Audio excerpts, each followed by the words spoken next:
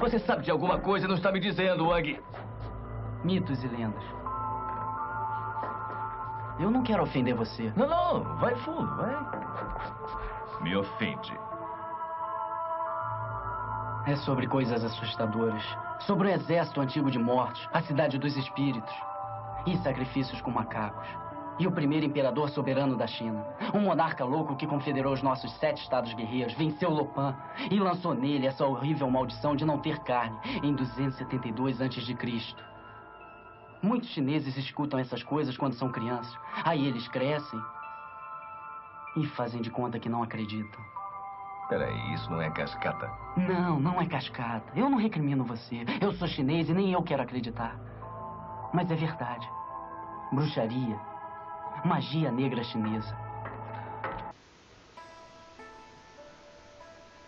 Embora o filme esteja bem longe de ser uma representação sequer fiel da mitologia chinesa, esse trecho de Aventureiros do Bairro Proibido ilustra muito bem como ela se comporta. Cultura e mitologia se entrelaçarem a um ponto em que é quase impossível discernir uma da outra não é exatamente uma raridade, mas qualquer estudioso de qualquer um dos dois campos apontaria os Shen como um caso em que isto é evidente.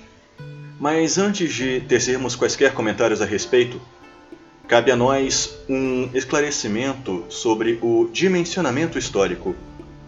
O que chamamos hoje de mitologia chinesa é na verdade o resultado de talvez centenas de povos diferentes, etnias diferentes, com costumes, línguas, unidades de medidas e monetárias diferentes, convivendo nem sempre tão pacificamente assim entre si, até que forças maiores resultaram em sua unificação no que conhecemos hoje como China, como parece ter sido o caso durante a época dos Três Reinos, que, embora seja amplamente reconhecido como histórico, tem como seu principal registro o famoso Romance dos Três Reinos, algo completamente mítico, e tão denso que seria necessário pelo menos um vídeo inteiro para falarmos a respeito.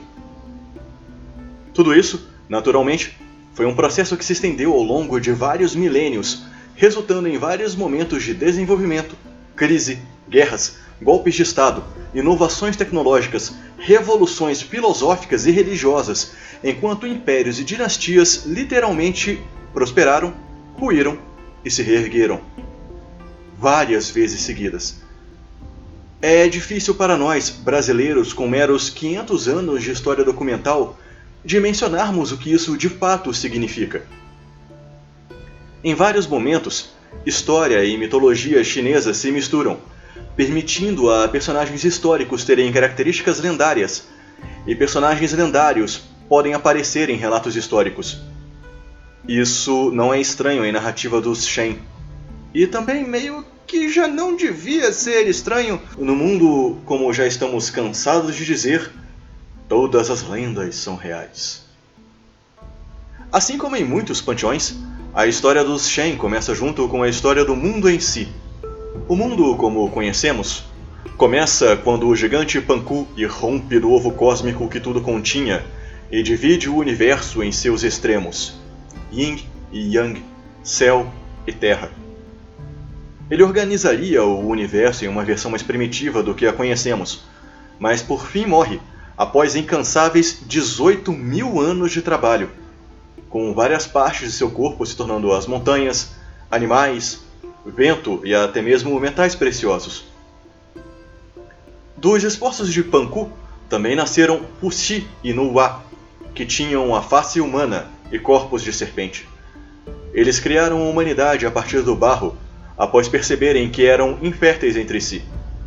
Puxi, em alguns registros, aparece também como um imperador durante o século 29 a.C., tendo reinado durante quase 200 anos e criado muitas das tecnologias e essencialidades para a civilização, como os trigramas Bagua, a domesticação de animais, a culinária, as redes de pesca, armas de ferro para a caça e até mesmo o costume do casamento. Sua esposa e irmã, Nuwa, criou os instrumentos de sopro e consertou os céus quando eles vieram a se partir num evento cataclísmico. Para isso, ela teve a ajuda de pedras mágicas. Os relatos sobre o número delas variam de 5 a 36.500 e uma. Embora Fuxi tenha sido sim imperador durante considerável tempo, seu reinado veio a acabar uma hora. Mas é fato em que entre o ano 2697 a 2597 a.C. foi o reinado de Huangdi, o Imperador Amarelo.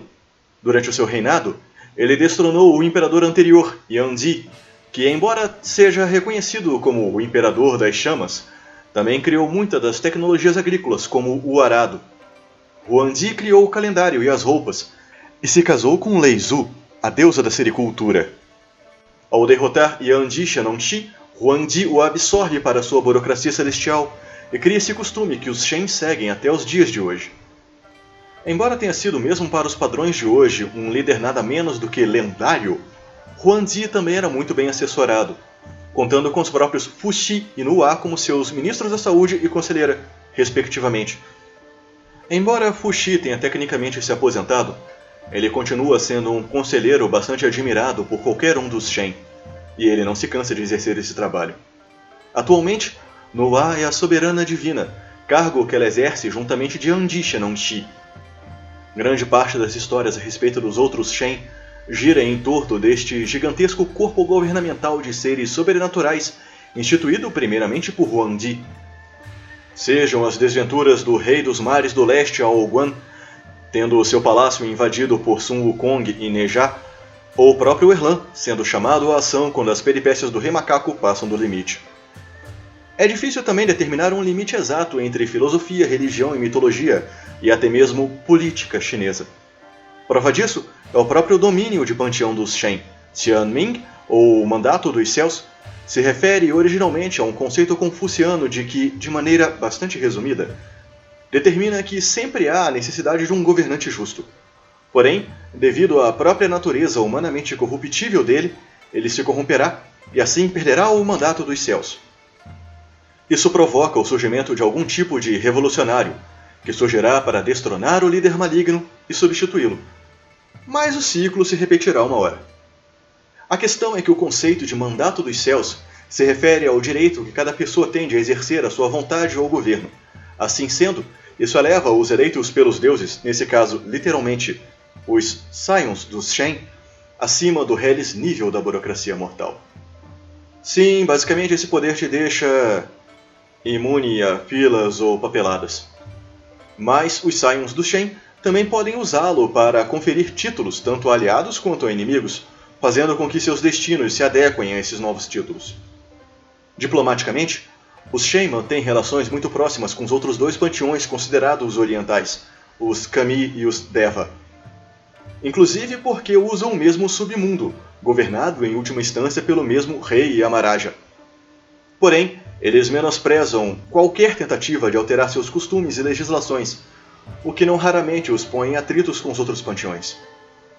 Se os outros panteões os apelidaram de burocracia celestial por seus trâmites que podem ser considerados demorados e impráticos, os Shen não raramente se referem às outras culturas pejorativamente como Guai, uma palavra originalmente usada para se referir a demônios, fantasmas ou outras pestes sobrenaturais, mas que também pode ser usada de maneira pejorativa para se referir a estrangeiros, principalmente ocidentais. Nesse caso, a palavra correta seria Guailo. Em linhas bastante gerais, e que eu acho que talvez tenham ficado até longas demais para alguns gostos, esses são os Shen, um panteão ordeiro, tradicionalista e harmonioso. Se você tem gostado desta série de vídeos e gostaria de ver outros panteões apresentados desta maneira, diga pra gente nos comentários sobre qual seria o seu panteão predileto. Pedimos também encarecidamente que compartilhe, se inscreva no canal e dê o like no vídeo, se for da sua vontade. Caso contrário, recomendamos que siga celeremente para a 27ª Portaria da Secretaria Infernal e procure pelo Ministro Tung, munido de todas as documentações e autorizações pertinentes. Ele certamente ficará feliz em atendê-lo.